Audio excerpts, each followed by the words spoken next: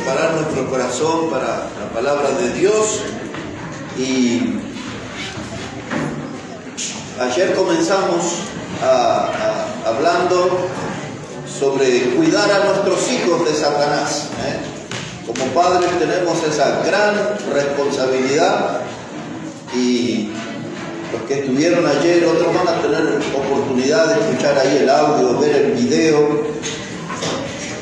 Y es un tema espinoso y que nos recuerda como padres a la enorme responsabilidad que tenemos sobre nuestros hijos.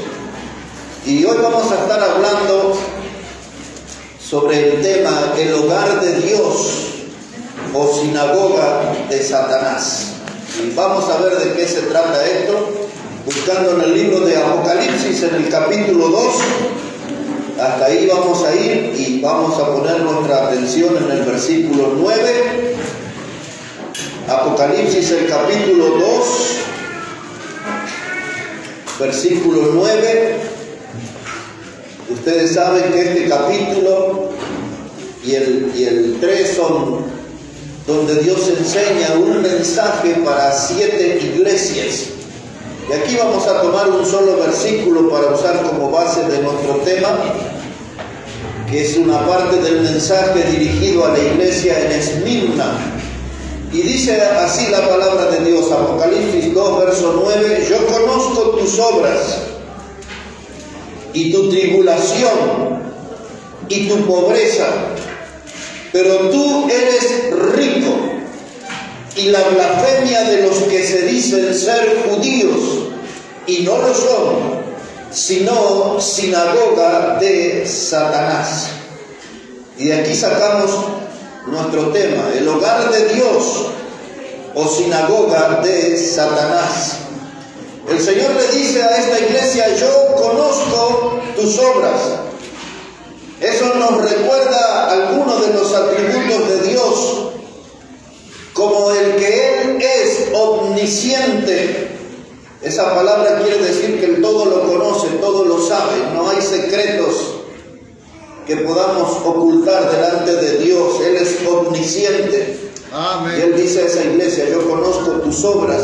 Y también nos recuerda el atributo de Dios, que Él es omnipresente. Él está en todo lugar, en todo momento. Y también lo está en nuestro hogar, sabiéndolo todo lo que pasa. Y Él está presente, mirando cada detalle, cada cosa que hacemos, que pensamos. Pero esta iglesia en Esmirna, como nuestro hogar, está sometido a tribulación. Cuando traducimos este término tribulación, habla de grandes dificultades.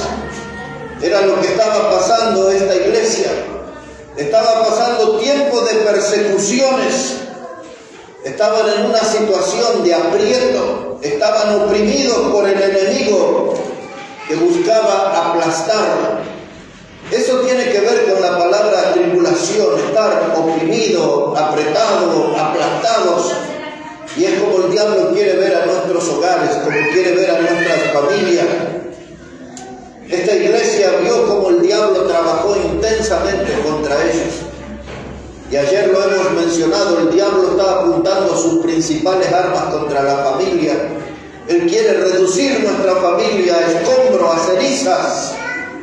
Y él está guiando muchas veces calumniadores, gente que habla mal de nuestra familia, difamadores. El diablo trabaja en algunas personas para usarlas como instrumentos de que persigan la familia y que transformarlos en fanáticos violentos contra de la familia.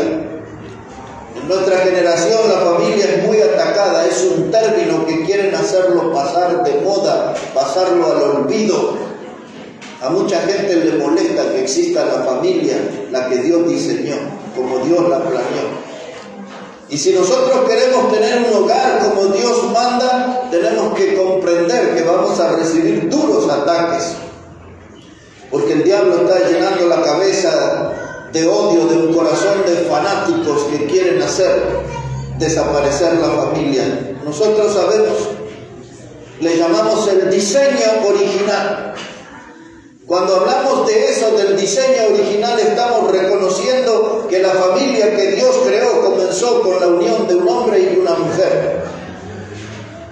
Y nos paramos en eso. Y solamente decir eso atrae el ataque de muchos enemigos.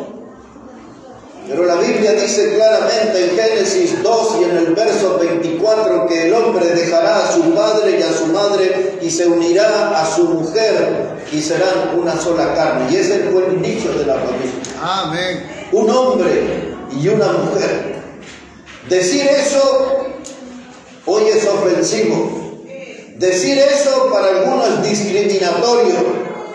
Decir eso en un púlpito es cometer un delito para algunos estados. Pero para mí es una satisfacción porque solamente estoy diciendo lo que la Biblia dice. Amén. Que la familia comienza con la unión de un hombre y una mujer. Amén. Ahora, esta iglesia dice que se había transformado en una sinagoga de Satanás.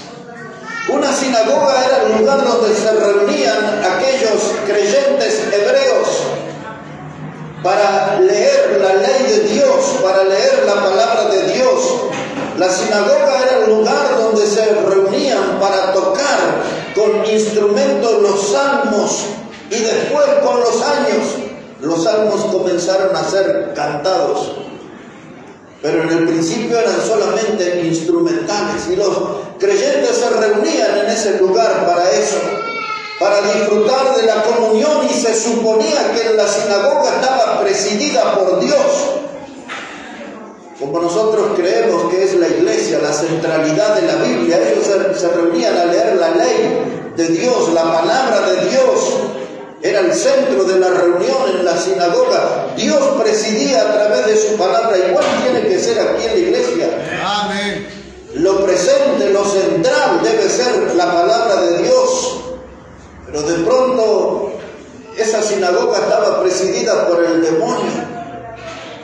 Y dice la Biblia, dice, ustedes son una sinagoga de Satanás. Se dicen ser judíos, se dicen ser parte del pueblo de Dios.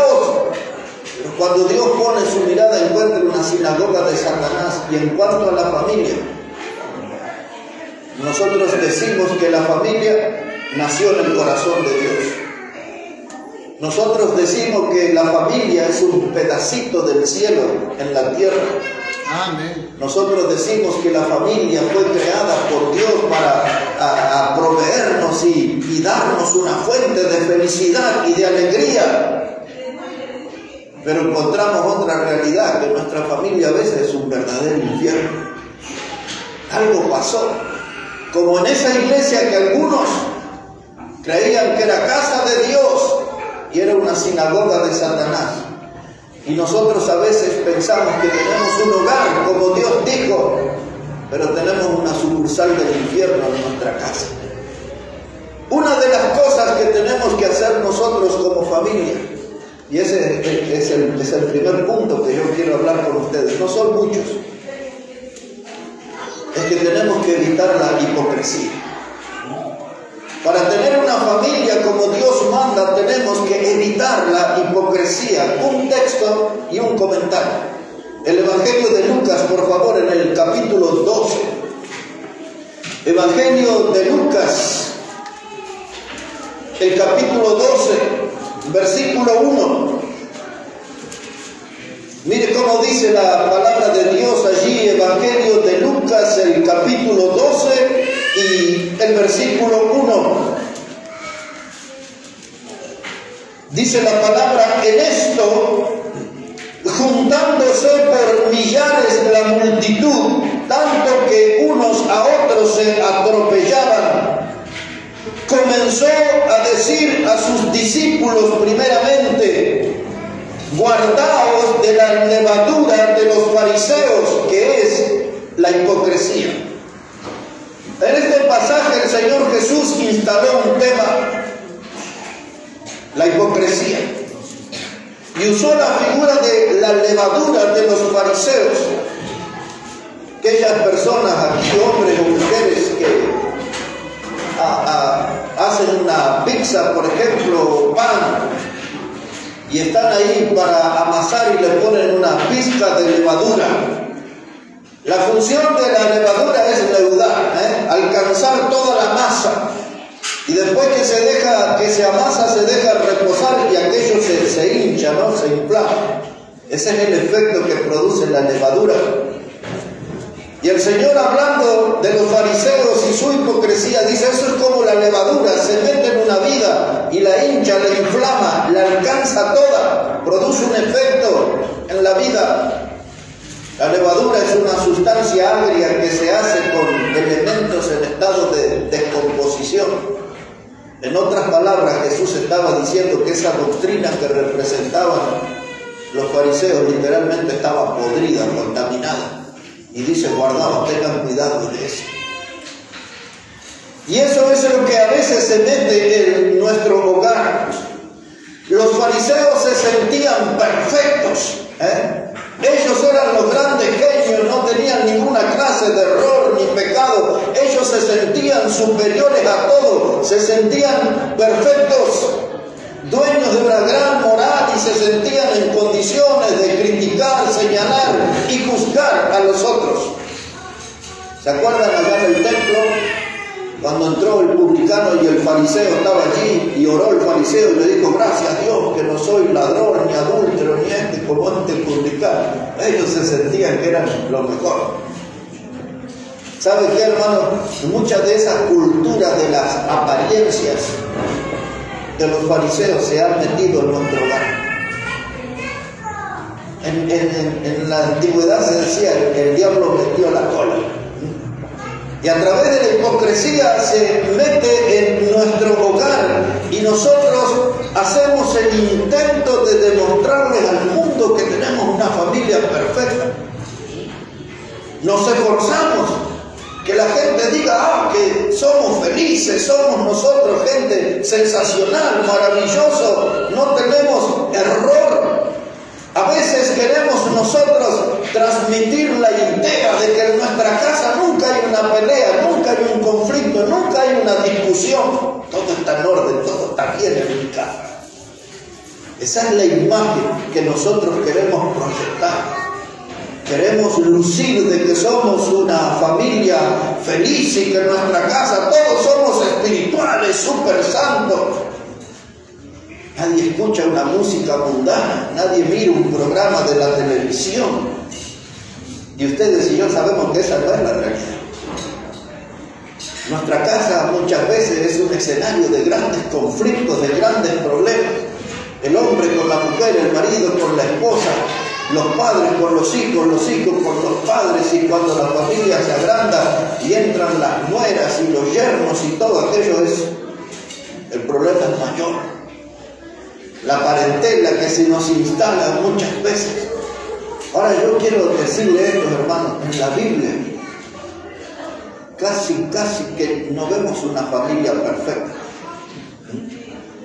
En la Biblia nosotros no vemos esa clase de familias donde todos son súper santos y todos súper obedientes y fieles al Señor, y aquello es una maravilla, ese hogar. Por el contrario, cuando miramos con atención en la Biblia, encontramos muchas familias rotas, hechas pedazos, similares a la nuestra. Y en esa clase de familias Dios trabaja.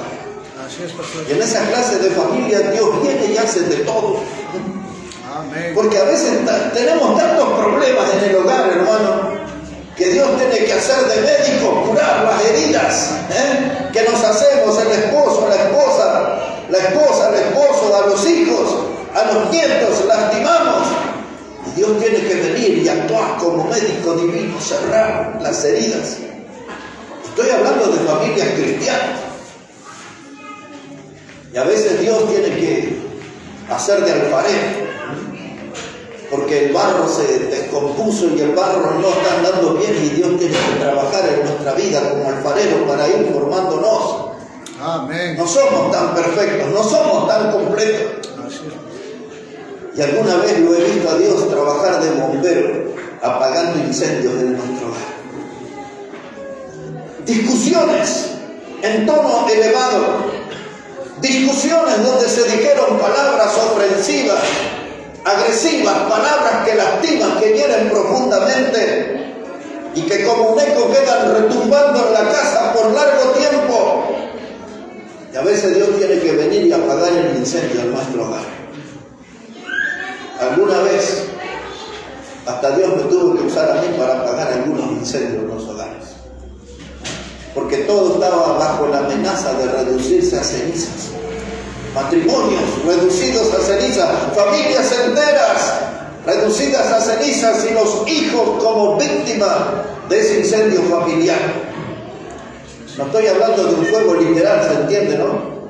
Estoy hablando de los escándalos que hay en nuestra familia y que Dios tiene que intervenir.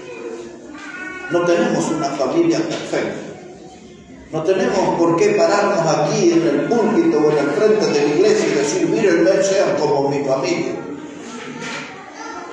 Como hombre, venir y decir, mire qué esposa bella que tengo, perfecta, maravillosa, es la mujer virtuosa.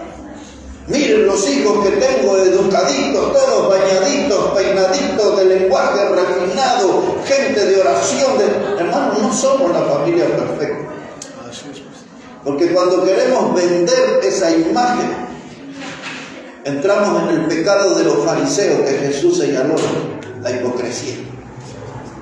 ¿Por qué no asumimos la realidad y decir que somos gente que estamos afectadas por el pecado y como tales hacemos cosas indebidas y hacemos cosas incorrectas y por eso necesitamos a Dios que trabaje en nuestra vida? Amén. Por eso necesitamos venir a la casa de Dios y que Dios nos hable y nos instruya. Porque a veces, hermanos, nos agarramos cada dolor de cabeza en el hogar que necesitamos ayuda de Dios. Amén. No nos esforcemos en tratar de vender la imagen a otros que somos una familia perfecta cuando estamos sufriendo. La primera familia,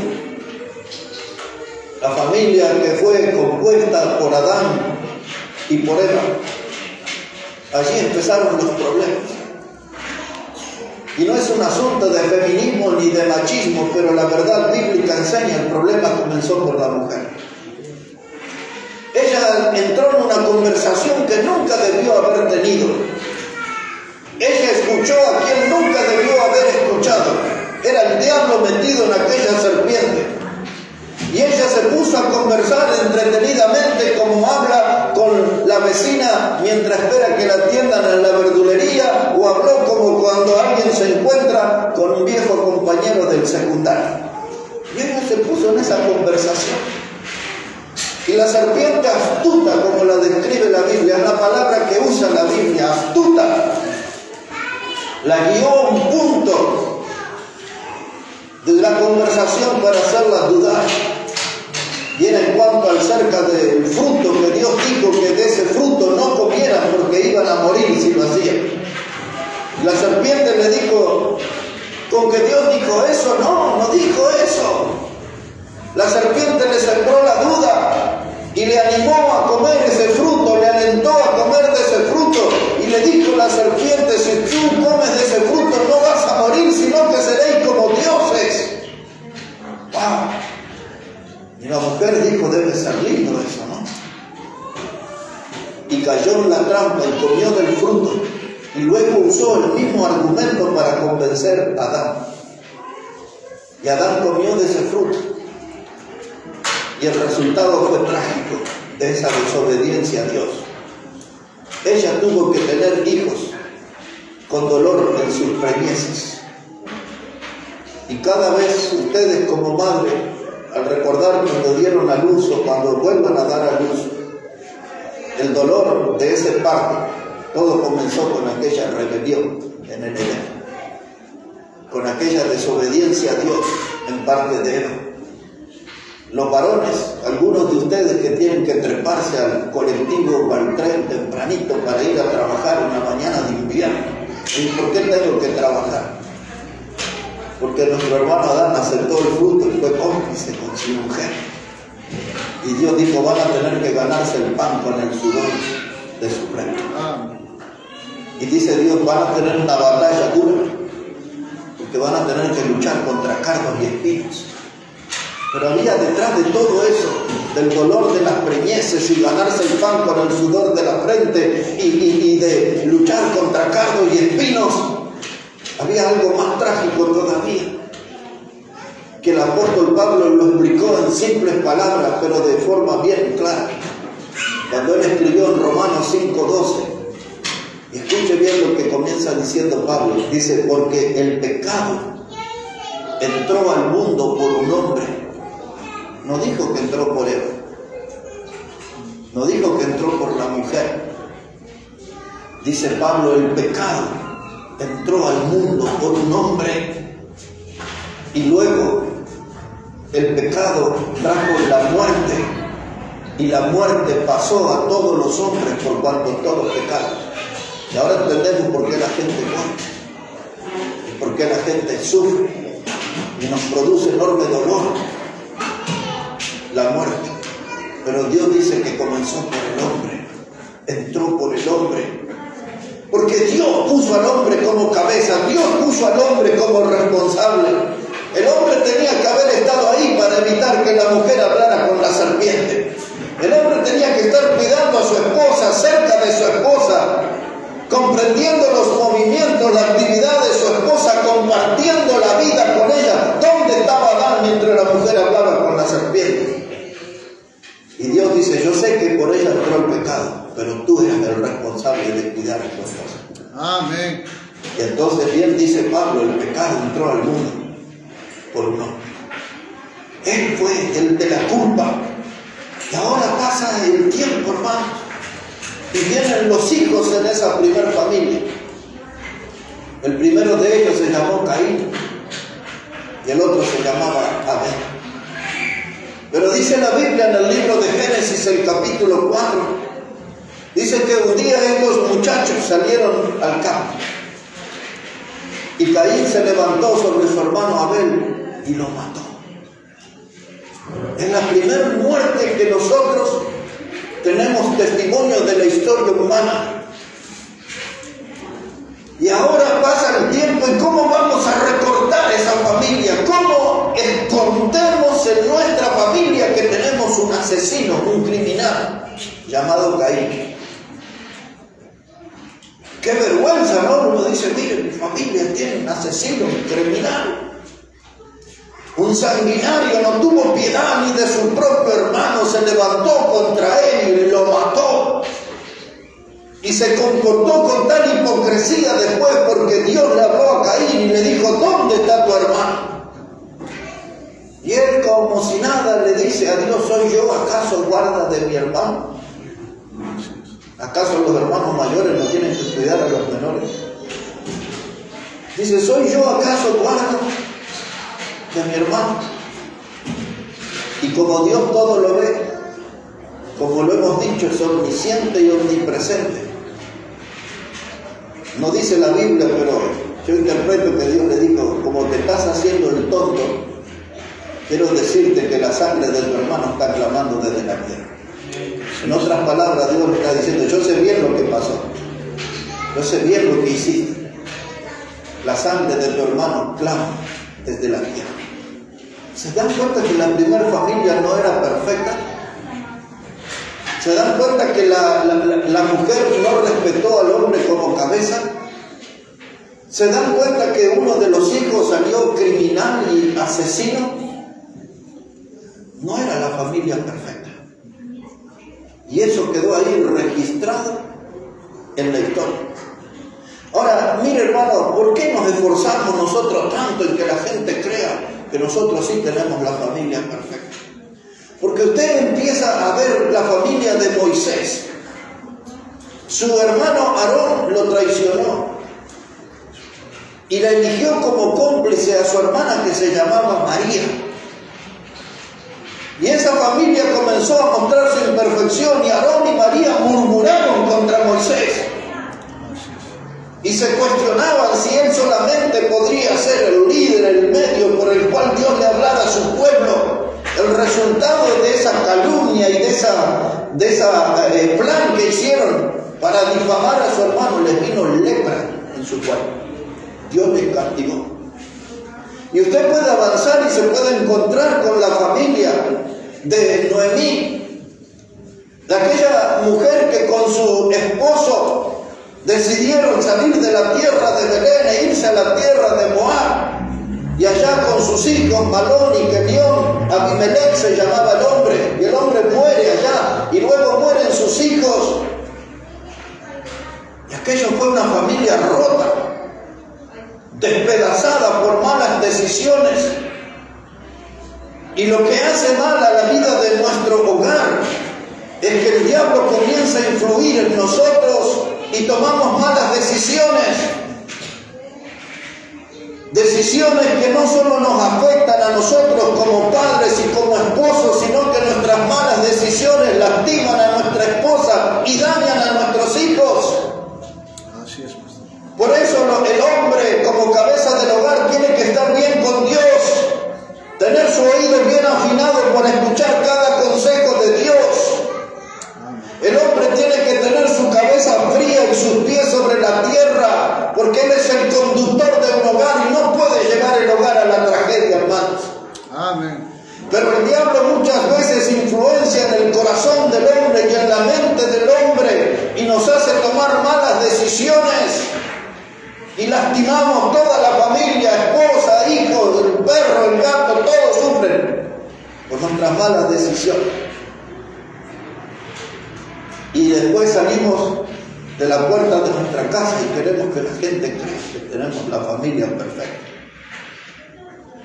Peinamos a nuestros hijos para venir a la iglesia. Le hacemos recomendaciones de cómo deben hablar, saludar, etc. Pero no somos una familia perfecta. Así es, pastor. Pero lo que me alienta en esta mañana es que Dios usa familias rotas. Amén. Porque Dios la usó a Noemí, porque Dios lo usó a Moisés, porque Dios lo usó a Aarón, porque Dios usó a Ruth. Amén. Y cuando seguimos todo el hilo de vidas rotas que Dios usó, hasta llegamos a aquel tal Onésimo que le robó a su amo Filemón y terminó en la cárcel, y allí conoció a Pablo y fue salvo, y tantas vidas, hermanos, que estaban hechas pedazos. Dios trabajó en esas vidas. Entonces no permitamos que la levadura de los fariseos, la hipocresía, entre en nuestro hogar y reconozcamos que somos personas pecadoras. Y que muchos de los errores que son visibles y notorios en nuestra vida es por causa de nuestro pecado. Pero nuestro pecado tiene solución. Amén. La sangre preciosa de Cristo es la solución que Dios proveyó. Amén. Por eso dice la Biblia en 1 de Juan 1:9 que si nosotros confesamos nuestros pecados, Él es fiel y justo para perdonarnos y limpiarnos de toda maldad. Amén.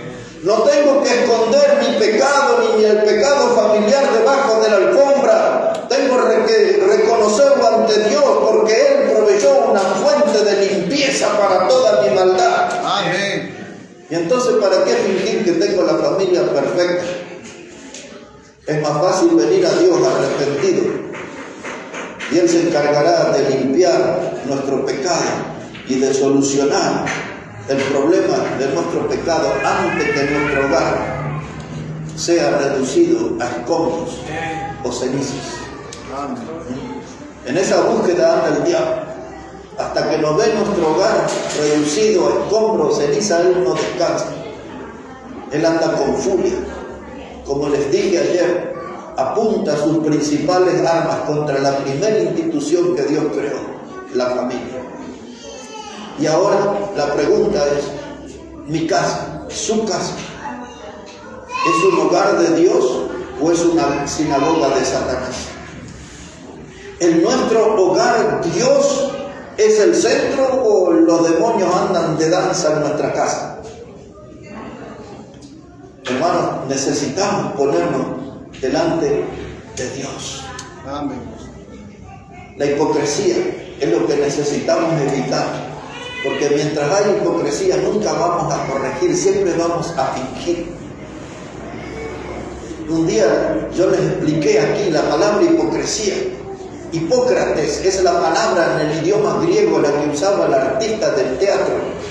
¿Recuerdan? Les conté. Y entra el artista del teatro al escenario con una máscara, con una sonrisa de oreja a oreja. Se baja el telón, sale al otro acto y sale con una máscara, con unas lágrimas aquí. Depende de la escena, es la máscara que usa. El hipócrita es un actor. Es alguien que finge un personaje que no es en la vida real. Y no intentemos demostrar que somos súper creyentes y súper santos cuando somos grandes pecadores. Cuando reconocemos eso, Dios empieza a trabajar en nuestra vida. Amén. Y Dios empieza a bendecir nuestra vida. Amén, pastor. En síntesis, mis hermanos, Dios no bendice a los actores, a los artistas, a los hipócritas. Dios bendice a la gente simple que quiere aprender en la escuela del Señor. Amén. Y si venimos los domingos a este lugar es porque queremos aprender del Señor. Amén, pastor. Y si necesitamos aprender es porque hay cosas que nos faltan. Así es, pastor. Y nuestra fuente de información y de formación es la palabra de Dios. Amén. Ella es la que nos forma. Amén. Aquí estamos. Para tener un hogar de Dios hay que evitar la hipocresía. En segundo lugar, le voy a hablar aquí unos minutos sobre el grito y el escándalo de la liberación femenina. El grito y el escándalo de la liberación femenina. Hace como 60 años, quizás como nunca antes en la historia, se instaló eso de la liberación femenina. La liberación femenina tiene muchas ramas, pero la principal nació ahí en el libro de Génesis. Vamos a ir a un momento y luego les haré un comentario. En el libro de Génesis, en el capítulo 3, en el versículo 4, Génesis, el capítulo 3 y versículo 4, ahí vamos a leer lo que les comenté hace un rato, hace un momento. Génesis, el capítulo 3 y versículo 4.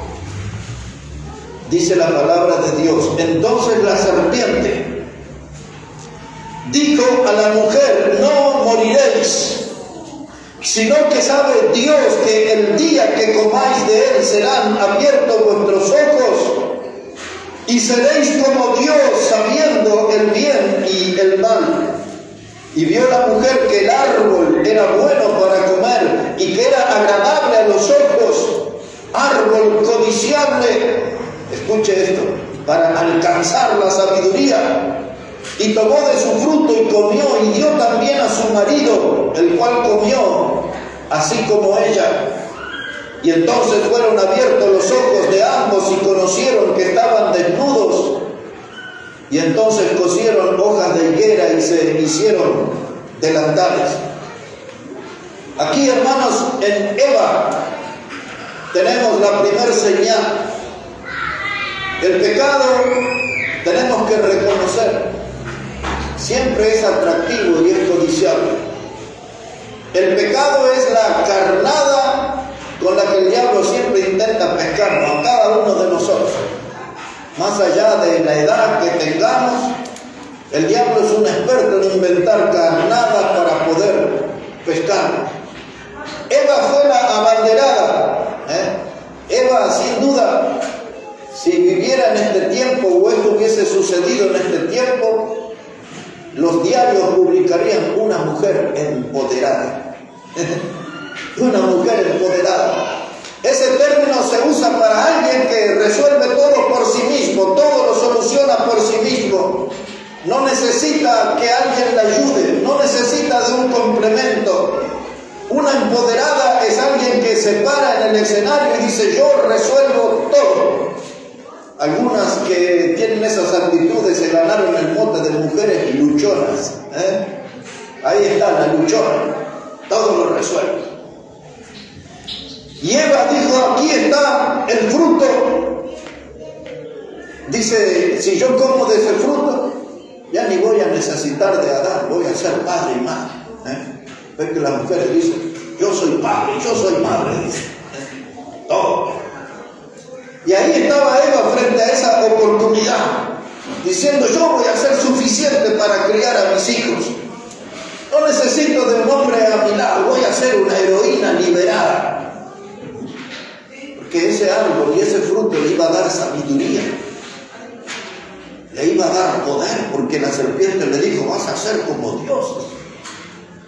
Y ella vio la oportunidad y dice: esta es la mía. Y metió la doctrina de la liberación femenina. Las mujeres de hoy quieren disfrutar de una vida profesional.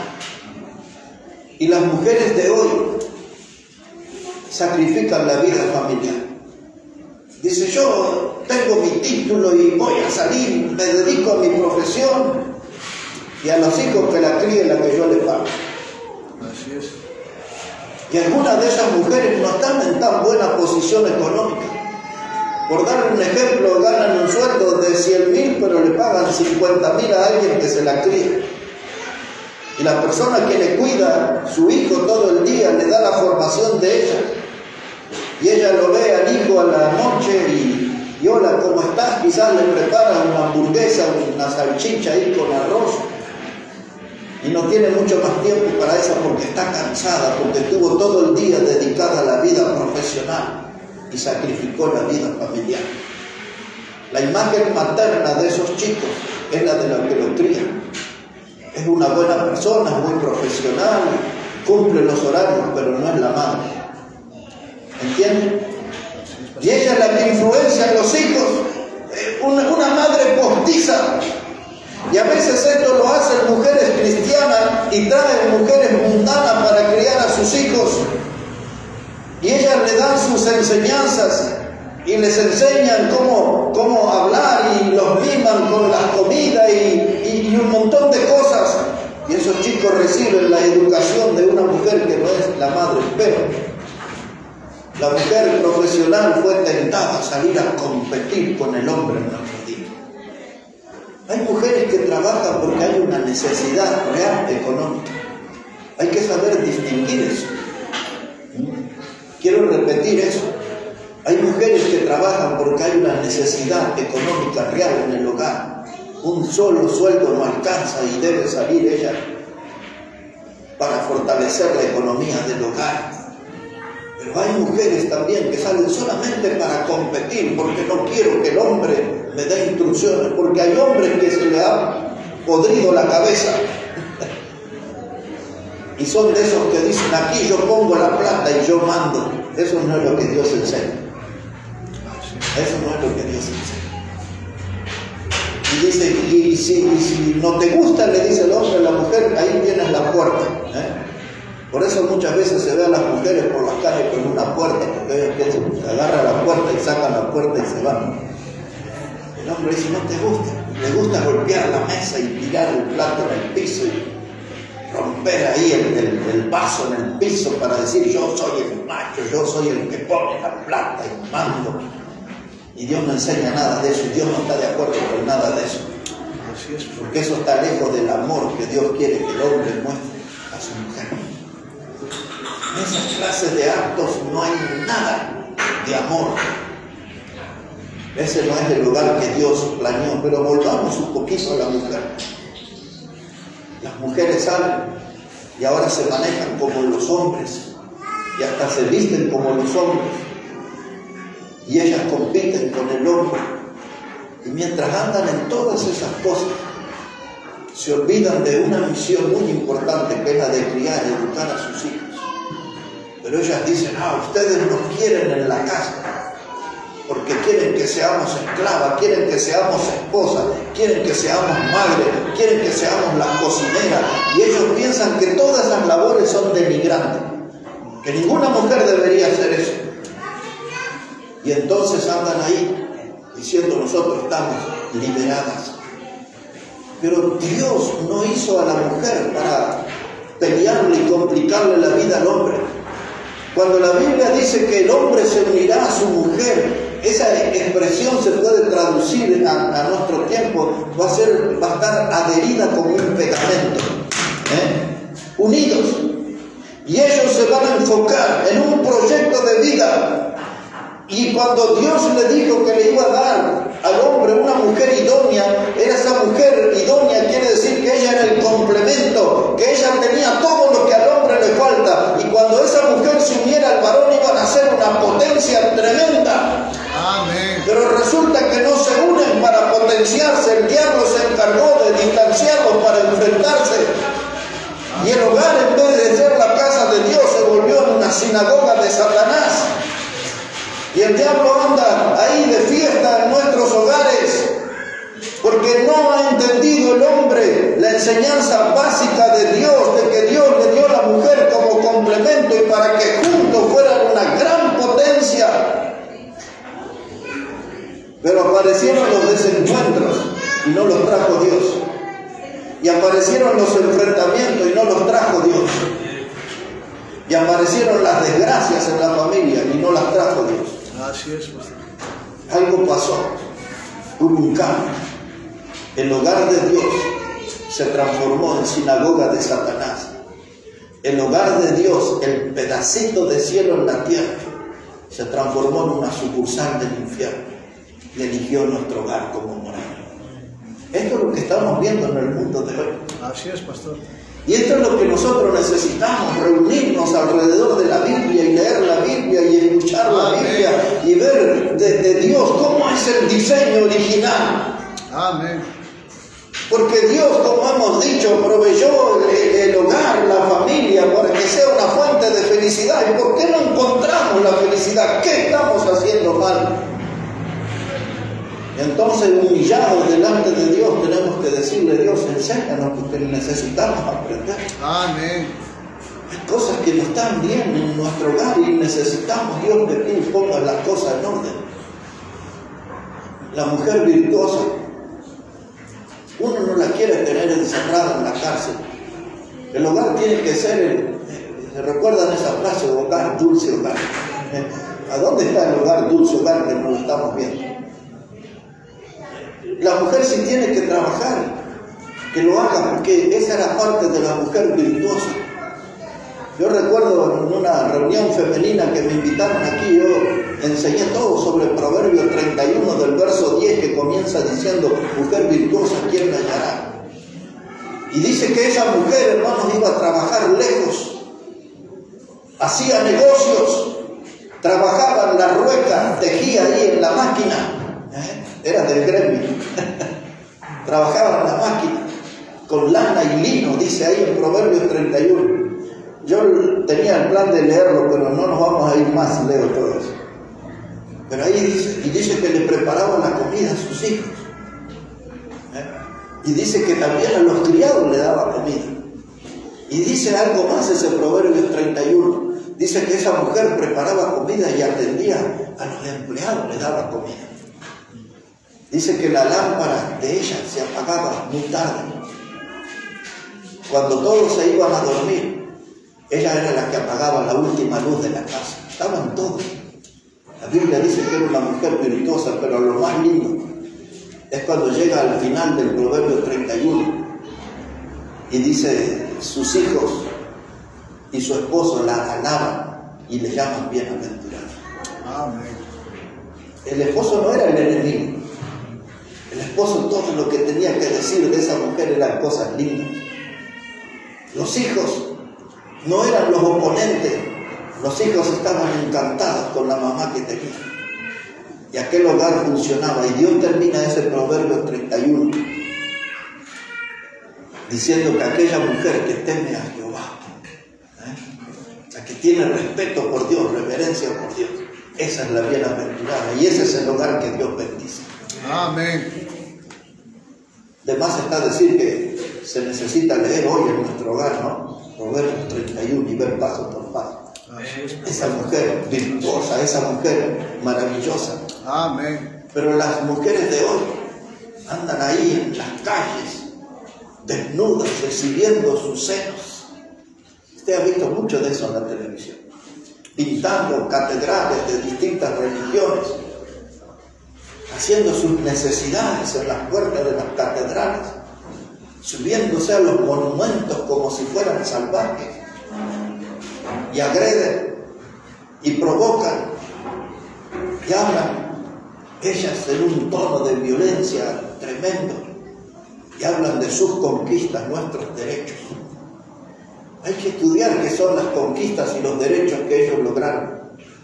Porque uno de ellos, y aquí en nuestro país, es el derecho al aborto, es decir, el derecho a matar niños en el vientre de las madres. Así es, pastor. Vaya qué derecho que consiguieron, vaya qué conquista, de transformarse en asesinas en sus propios vientres. Así es, pastor.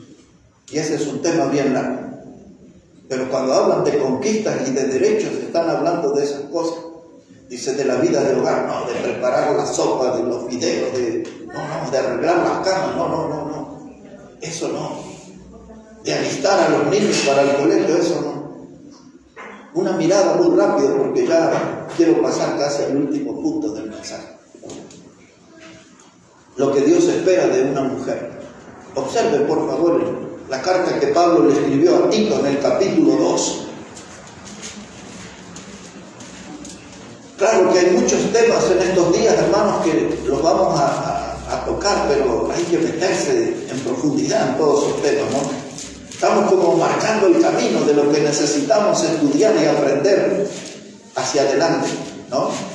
Pero Pablo le escribe a Tito y le habla algo acerca de las mujeres, principalmente de las mujeres mayores. Y mire lo que dice aquí, Tito, el capítulo 2, versículo 2. Dice la palabra: que los ancianos sean sobrios, serios, prudentes, sanos en la fe, en el amor y en la paciencia. Y ahora viene el mensaje a las mujeres. Dice: las ancianas asimismo sean reverentes en su porte, no calumniadoras, no esclavas del vino, maestras del bien. Que enseñen a las mujeres jóvenes a amar a sus maridos y a sus hijos. Amén. Y después habla más cosas, pero solo algo ahí quiero decir. Dice que las mujeres sean reverentes en su porte, en su manera de vestir. No use una manera provocativa de vestir. El hombre puede ser tentado si la mujer tiene un sobre todo ahí, puede estar toda cubierta. Imagine más si tiene una mujer exhibicionista, más tentación. Les conté anoche, una de las que estudió años con mi nieto, fue la líder de una de las tomas en los colegios esta semana y apareció en todos los canales de televisión. Con unos lentes, no sé pronunciar, pero algo así como Ray-Ban, algo así se llama. Salen unos cuantos monedas. Y su celular, su iPhone ahí, con sus pechos casi al aire, su ombligo al aire. Y ahí estaba pidiendo para que mejores viandas, que los sándwiches sean mejores. Los reclamos que hacían. No dijo nada de todos los baños pintados y las groserías en el baño, en el colegio donde va mi nieto y mi nieta. Pero esa chica estudió por mi nieto años en la misma aula. Y ahí estaba haciendo los reclamos y aparecían todos los canales de la televisión. ¿Sabe qué, hermano? La Biblia enseña aquí que los padres, las madres, tienen que vestirse bien, no provocativos. ¿Quién fue el modelo de esa chica para salir así? Y luego mostraron algunos, ¿no? Muy bien lo hicieron. En el norte de la Argentina y en el noroeste mostraron a chicos, adolescentes descalzos, con la bandera argentina cantando el himno en el colegio. Y estos que están llenos de privilegios aquí porque no les faltan nada. Como yo les decía a mi nieta, ¿para qué pelean por la comida? ¿Que no tenés comida en la casa para llevar? Dios nos ha provisto. No estamos en la clase de gente necesitada que necesitamos del colegio para comer. Mi nieta tiene 14 años, va a ir a ese colegio y a veces tenemos nuestras discusiones porque le han metido cosas en la cabeza a nuestros hijos. Así es, pastor. Y a nuestros nietos. Y ellos piensan que tomar el colegio, ¿y dónde están? En la toma anterior que hubo una chica que fue violada en el colegio. Porque ahí se quedan los adolescentes, hombres y mujeres. Y los padres dicen: ay, tenemos hijos revolucionarios y miren, ellos van a cambiar el mundo. En el barrio ya estamos yendo para atrás. Estamos yendo para atrás. Entonces ahora la Biblia viene y nos dice: las mujeres tienen que estar bien en su corte. Tienen que proyectar una imagen de dama, una imagen de que son mujeres. No tienen por qué volverse hombres. Tienen que mantener su parte femenina, su modo de ser femenina, su ternura femenina, una educación femenina. No tiene que tener un lenguaje grosero como los hombres, ni andar allí como los hombres. Y dice, no sea esclavo del vino. Porque donde yo voy los domingos, aunque ellos van a ver este video alguno, a mí me da mucha pena ver a las mujeres ahí, echándose el contenido de las latas. Y tienen que ver cómo terminan a la noche. Cuando termina el último partido y yo salgo, ahí están todos, hombres y mujeres. Y Dios dice, no sean esclavos del vino. Muchas de las mujeres, de las cuales sé su nombre y su apellido, hacen continuas publicaciones, viernes el cuerpo lo sabe y vamos a tomar y toda imagen y tomar. Uno de esos hombres, ya casi un mes atrás fue eso, estaban todos allí ya borrachos, ya no estábamos en la cancha, ya estábamos en la calle, en la avenida. Era el grupo ahí grande y unos vinieron y me abrazaban ahí, me dejaban los mocos en el saco y todo, que se ponen cariñosos cuando están borrachos. Y ahí ya se olvidan de que yo soy el relator deportivo, ya me quieren hablar como pastor y me lloran sus sermones de alcohol, de vino y de cerveza. Y uno dice, ¿por qué no te venís con nosotros ahora? Yo tenía hambre, digo, bueno, vamos a comer, digo, ¿dónde van? Y dice, así de manera vulgar, dice, no, vamos a chupar, dice. Pero si ya no se mantenía de pie. Veíamos con el organizador haciendo malabares de cómo metieron a un hombre peruano, con el cual yo había tenido una linda conversación en la tarde, pero ya el hombre no sabía ni quién era, ni entre tres lo metieron como pudieron en un auto. Yo estaba preocupado cómo se iba a ir ese hombre. Y hay muchas mujeres así, Dios dice, no sean esclavas del vino. No son heroínas por darle la cerveza ahí. Eso no realza su feminismo. Esa no es la función que Dios le dio. Pero mi compañero toma, ahí son compañeros. Para el alcohol y los muchos son compañeros. Pero para las cosas de la vida, por ahí hay que luchar para tener un hogar feliz, ahí ya no son tan compañeros. Así es. Hermanos, tenemos que hacer las cosas como Dios dice. Amén. Las mujeres dicen que tienen que ser reverentes en su porte, no calumniadoras, no ande sacándole el cuero junto con a otras personas, no sean esclavas del vino. Me gusta esta frase, sean maestras del bien. Amén. Ahora, para conseguir ese título no hay una universidad que se lo dé, pero si usted escucha bien la palabra de Dios y aprende bien la palabra de Dios y transmite la palabra de Dios a otro, va a ser maestro. Amén. Y los hombres igual. Amén. Del mismo modo, tenemos que aprender y transformarnos en maestros del bien. El grito, hermanos, y el escándalo de la liberación femenina. Porque la mujer por necesidad, o la mujer por profesionalismo, por salir a competir. ¿Por qué tenemos hijos drogadictos? ¿Por qué tenemos hijos alcohólicos? ¿Por qué tenemos hijos presos? ¿Por qué tenemos toda una tragedia con nuestros hijos? Porque el ojo de la mamá no estuvo ahí cerca, porque ella tuvo que salir a hacer sus cosas. Y su hijo no tuvo quien le ponga límites, quien lo educara. Yo les conté una vez, necesito en realidad acelerar porque ya quiero ir terminando, pero nosotros nacimos en una familia muy pobre. Para las mujeres modernas que están aquí, ya algunas de ustedes seguro vieron a sus mamás o a sus abuelas. Éramos 7 varones y mi mamá todas las tardes lavaba los trapos sucios en un latón enorme de aluminio. Le decíamos latón, un recipiente grande de aluminio, y ahí al sol con las manos fregaba la ropa, aquellas zapatillas sucias con olor a pata. Nuestra mamá fregaba toda esa inmundicia nuestra ropa interior. Yo era un niño como de 7 años y me sentaba al lado de mi mamá y a veces le servía el mate. Mi mamá no era una mujer de estudio, mi mamá apenas escribía, Mi mamá no era una mujer que había leído libros en su vida. Nada de eso, una mujer de trabajo. Recuerdo sus manos arrugaditas, curtidas, las arrugas en su rostro. Una mujer de trabajo, toda la vida trabajó.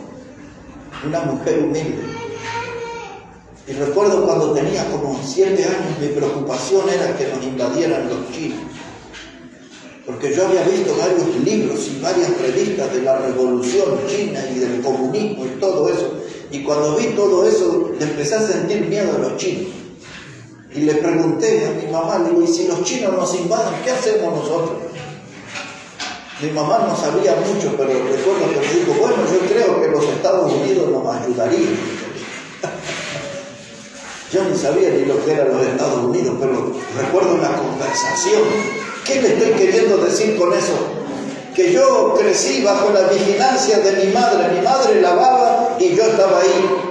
Cuando íbamos al colegio, allí nos estaban vigilando, nos estaban controlando. Y usted pregunta, ¿dónde están sus hijos? No sé. ¿Quiénes son los amigos de sus hijos? No sé. ¿Qué cosas hablan sus hijos con otras personas? No sé. Porque usted está en su mundo, en su burbuja. Y no estamos cumpliendo nuestra responsabilidad. Madres maestras del bien, hombres maestros del bien, que se críen como pueden, como un hongo en el campo solo, y ahí andan nuestros hijos, hasta que un día ponemos crónica y los encontramos vomitando a la salida de un baño. Usted sabe que eso es la verdad. Así es, pastor. Y un día lo vimos con sus ojos ahí, nubilado, medio raro, y que anda consumiendo. Yo recuerdo a una de las madres, que es una señora de más de 70 años, pero me acuerdo cuando vino un día y me dijo, dice, dígame, pastor, ¿qué es esto aquí que tiene en el bolsillo el saco del hijo? Yo nunca consumí droga ni nada de eso, por lo tanto no sabía. Pero vino uno de esos callejeros que había venido ya a nuestra iglesia y me dijo en el oído, pastor, eso es frula, dijo. Tuve que aprender. ¿Qué es frula? No sé. Yo conocí un perro que se llamaba Pirulá y era lo más aproximado que era un tipo de eso. Y nacía. Que después me iba a explicar. Yo no supe decirle a la señora, y él me dijo eso, marihuana con cocaína, y me dio toda la receta. Porque ellos eran de ese palo, de ese mundo. Ese muchacho se perdió. Tengo la esperanza de verlo pronto acá, porque tengo contacto. Amén. Es un muchacho ya como de 35 y alguna más. ¿Sabe qué, hermano? La madre no pudo controlar esto, pero esa es una historia de siempre. Y cuando digo ese número no estoy diciéndolo por decir, más de 100 personas conocí y los tuve en la iglesia con esas clases de problemas y de lucha. Y la pregunta es ¿dónde estaba el padre y dónde estaba la madre? ¿Por qué llegaron a eso? ¿Por qué tuvo que venir el patrullero a la puerta de mi casa y decir, venga ahí a la comisaría porque ahí está alguien que dice que es su hijo? ¿Y dónde estaba el padre? ¿Y dónde estaba la madre? Y entonces cuando abrimos la Biblia, queremos que Dios nos recuerde cuáles son nuestras responsabilidades como padres, cuáles son nuestras obligaciones. Y aunque nuestros hijos se han vuelto rebeldes y aunque nuestros hijos no quieran entender y se han vuelto de cabeza dura, tenemos que invertir tiempo y tenemos que hablarle por su bien. Amén. Y tenemos que hablarle con dureza, pero sin perder la ternura. Amén. Así debemos hablar con nuestros hijos, con dureza, pero sin perder la ternura. Que cada palabra que les resulte chocante a ellos, entienda que ahí va nuestro amor, deseándole lo mejor para ellos. Y eso es lo que Dios nos quiere enseñar. Y en ese grito loco de la liberación femenina, las madres salieron ahí para competir con los hombres, mientras sus hijos empezaron a caer en ruina. Y siempre, hermano, es tarde cuando lloramos sobre la leche derramada. Así decían en el campo. Lloramos sobre la leche derramada. Pero aquí estamos varios padres y varias madres. Y ahora Dios nos empieza a llamar la atención y a refrescar nuestra memoria. y cuáles son nuestras obligaciones con los hijos. En la prédica de anoche les dije esto: nuestros hijos son el botín más precioso, el cual el diablo nos quiere robar. Los hijos son el botín más precioso que nos dio Dios. Amén. Tenemos que volver a cuidarlos y animarlos y traerlos a la casa de Dios, y que ellos puedan empezar a andar en el camino del Señor. Ya sé que son duros, ya sé que andan torcidos, ya sé que tienen otras preferencias, pero nosotros como padres y como madres vamos a orar y vamos a insistir que ellos tomen el camino del Señor. Amén. Porque eso es lo mejor que les puede suceder. Deje la locura de la liberación femenina y de todas esas cosas y cumpla su rol como madre y ocúpese de los hijos y anímelo. Y si usted es padre, el mismo trabajo, ocuparse de los hijos y animarlos y poder juntos gozarnos viéndolos en el camino del Señor. Amén. La lucha va a ser dura, pero tenemos que entrar en esa batalla para que nuestro hogar sea un lugar de Dios y no una sinagoga de Satanás. Amén. Ya casi la última parte, tengo mucho más para decir, pero les hablé que tenemos que sacar del hogar la hipocresía. Les hablé del escándalo, del grito, de la liberación femenina. Hablan de sus conquistas. Ninguna de esas mujeres dice: estas son nuestras derrotas. Se quieren mostrar como exitistas. Nuestros logros, nuestros derechos, nuestras conquistas. ¿Y cuáles son las pérdidas que obtuvieron en eso? Todavía no cuentan eso. Pero ahí están sus hijos y su hogar y sus esposos insatisfechos y malhumorados, mientras ellas levantan el estandarte, las banderas de la liberación femenina.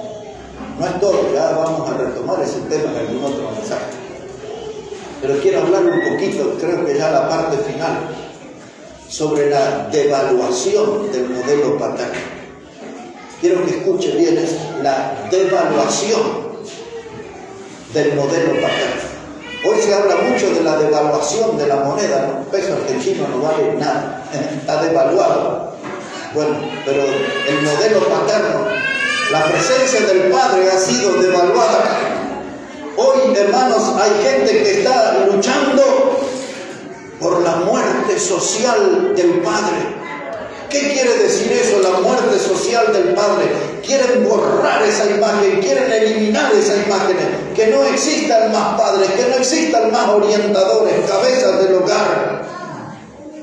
Entonces se levantan en coro y le dicen: muerte al macho. Ustedes ya vio todo eso en la televisión, ¿no? Por todos lados.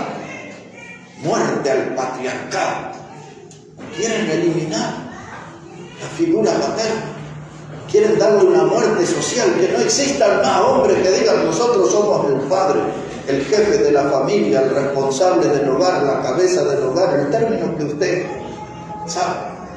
Dice: no, ese es el gozo que vive en la casa, dice la mujer. Dicen ahí: mi compañero. Dicen ahí: mi pareja. El hombre que habita en mi casa. Ya no dicen mi esposo, ya no dicen mi marido.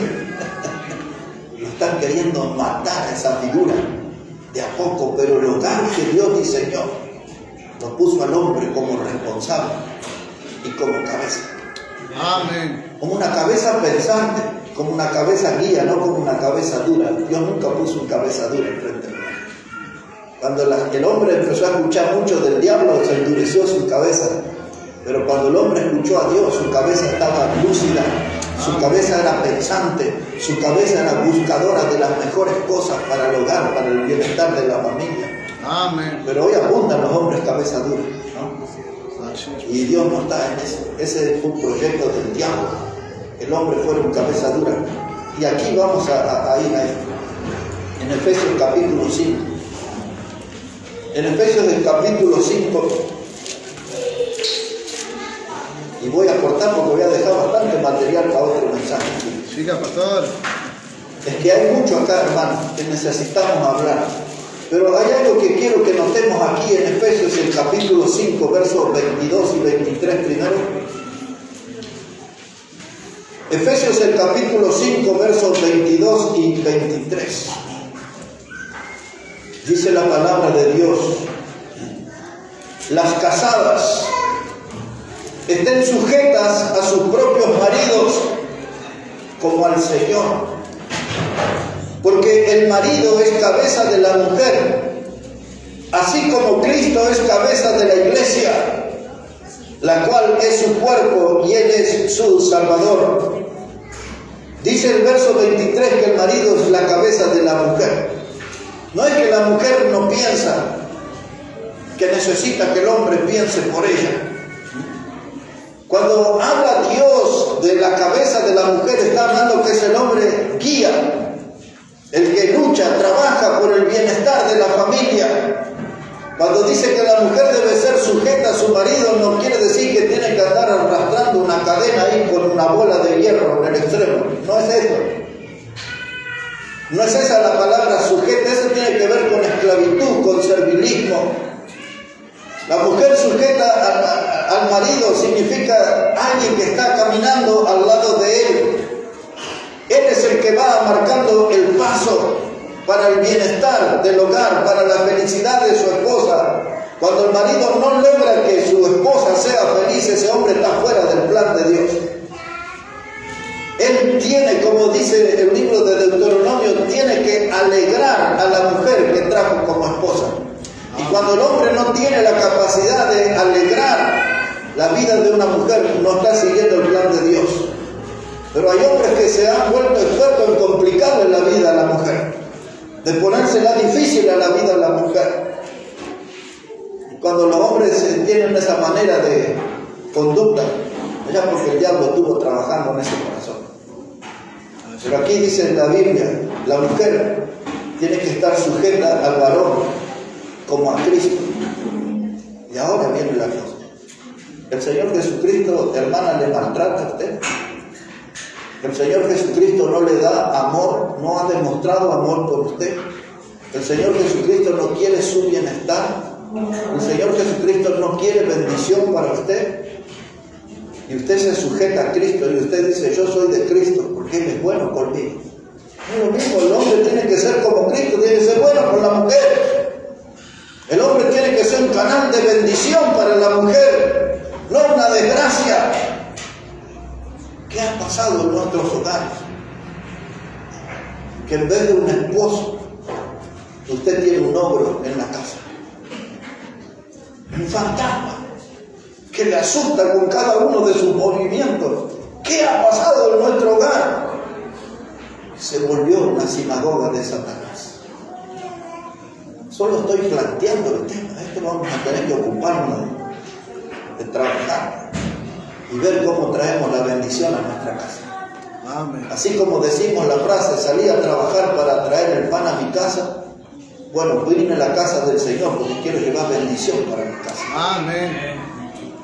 La bendición de Dios que tanto necesitamos, pero necesitamos aprender. Ahora, mire hermanos, cuando el hombre se une con la mujer, tiene hijos, varones o mujeres. No dice, ninguna parte de la Biblia dice, ahí te dejo las bendis, las bendis. ¿Han oído eso, no? Dice la mujer, ay, es un viernes de baile, le dejo las bendis a mi mamá. O le dejo las bendis a mi ex suegra. Cosas así.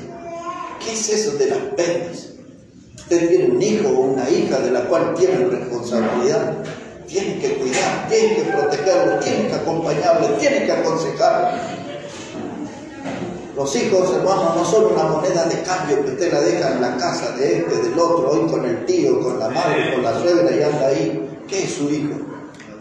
Es su principal responsabilidad. Es lo más maravilloso que Dios nos ha dado. Amén. Pero algo está empezando a suceder en nuestra cabeza, que hemos perdido el rumbo y hasta le llamamos unas penas, casi en forma despectiva. Esto es una carga molesta para mí, es una pena. ¿Y dónde la dejo hoy? ¿Dónde la dejo el fin de semana?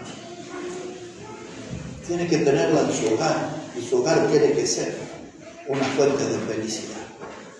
Es lindo decirlo, ¿no? Pero es difícil conseguir. Pero hay que trabajar por eso. Hay que luchar por eso. ¿Sabe qué, hermano?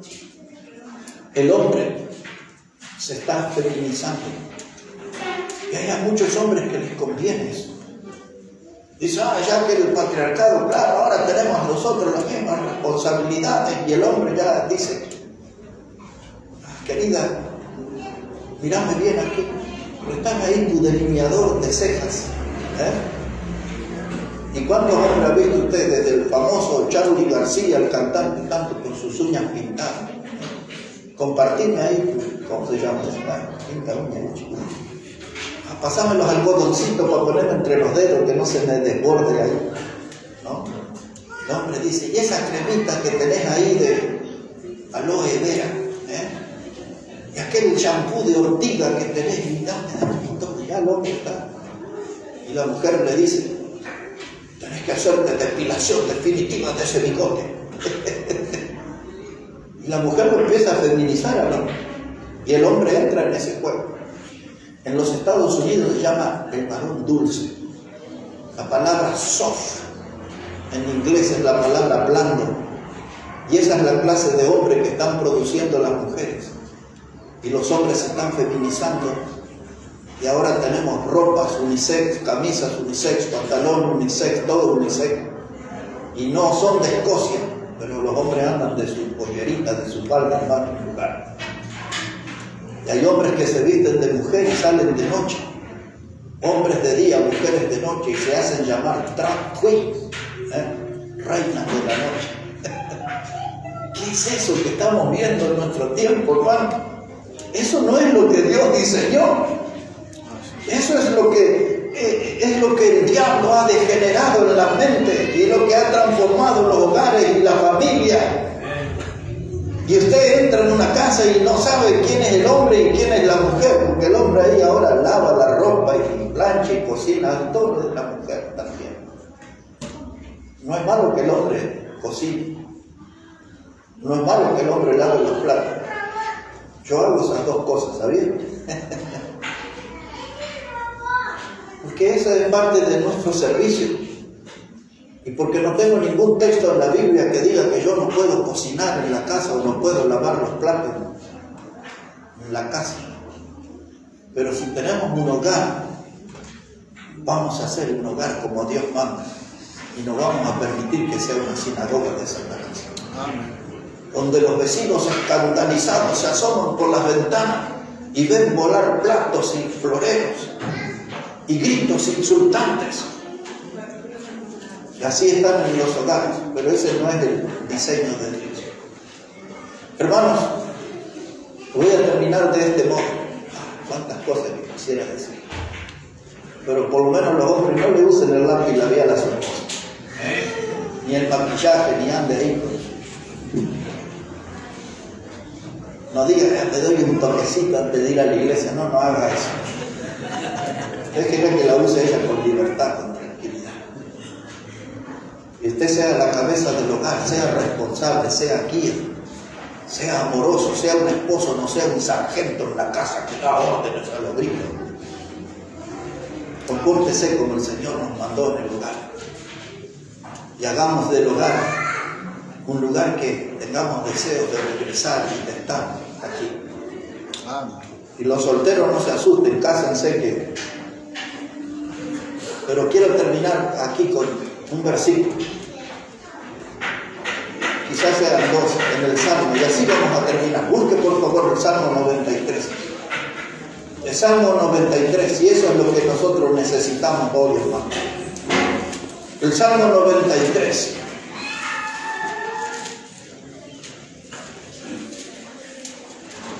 Hace ya algunos años atrás, cuando viajaba y daba conferencias, yo estaba hablando de estos temas así, yo estaba como un león ahí, gritando y exhortando. Pero muchos de ustedes son nuevos y están escuchando por primera vez, necesitan aprender, no que les griten, necesitan que les enseñen con la palabra de Dios. Amén. Y esto es lo que nosotros necesitamos, hermanos. Dice aquí el Salmo 93, versículo 1. Dice, Jehová reina, se vistió de magnificencia. Jehová se vistió, se ciñó de poder. Y afirmó también el mundo y no se moverá.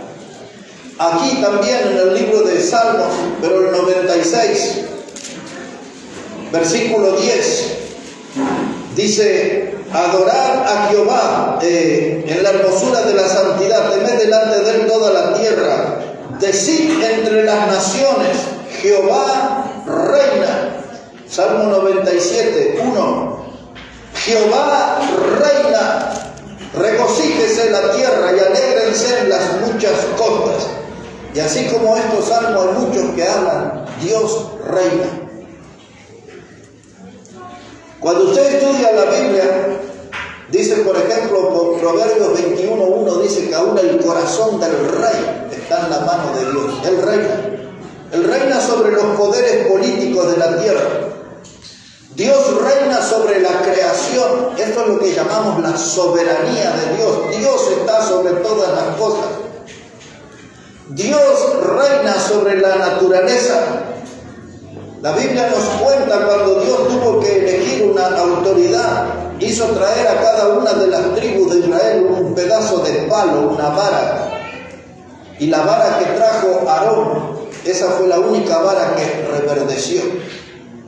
Y Dios hace toda clase de milagros en la naturaleza, en todo el universo. Y Dios también puede hacer un milagro en nuestro hogar, en nuestra familia. Amén. Pero necesitamos esto que leí acá, que Dios vuelva a reinar. Que Dios recupere el trono en nuestro hogar. Amén. Que Dios sea el que da las indicaciones, el que da las directivas, el que da las enseñanzas. Que Dios sea el centro de nuestra familia. Y cuando Dios reina, se terminarán los desencuentros, se terminarán los enfrentamientos y volverá la armonía a nuestro hogar. Amén. Nuestro hogar no será un campo de batalla con el tendal de heridos y muertos, sino que nuestro hogar va a ser un lugar de bendición. Pero es importante que Dios recupere el trono. Es importante que Dios vuelva a reinar en nuestro hogar. ¿Cuál es el impedimento? Nuestro orgullo. ¿Cuál es nuestro impedimento? Nuestras pasiones carnales, nuestras locuras, nuestro egoísmo. Eso es parte de los culpables que están impidiendo que Dios reine. Y mientras Dios no está sentado en el trono de nuestro hogar, el diablo transformó nuestra casa en una de sus sinagogas y los demonios están danzando, están de fiesta en nuestra casa, porque nosotros hemos desplazado a Dios del lugar que le corresponde. De modo que este mensaje que hemos hablado en esta mañana es para hacer esta invitación de que dejemos que Dios recupere el trono en nuestro hogar y que Él vuelva a reinar. Amén. Y que Dios pueda volver a traer bendición en nuestra vida. Y que Dios pueda sepultar nuestro orgullo y que podamos vivir como hijos humildes de Dios, obedeciendo su palabra y disfrutando de las bendiciones que Él tiene preparadas para nosotros. Amén. La familia, mis hermanos, el hogar, no es un lugar de torturas, es un lugar de bendición. Pero esto sucede cuando Dios reina. Y muchísimo tenemos que ver nosotros, hombres y mujeres, si nuestro hogar es un hogar de Dios o es una sinagoga de Satanás.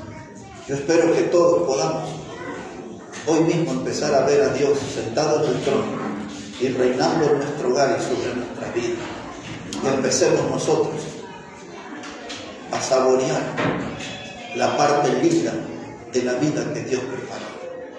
Que Dios bendiga, hermanos, su palabra y que Dios bendiga sus vidas y no renuncie a tomar esas decisiones.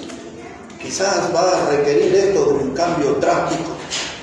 Quizás va a ir en contra de nuestros intereses personales y mezquinos.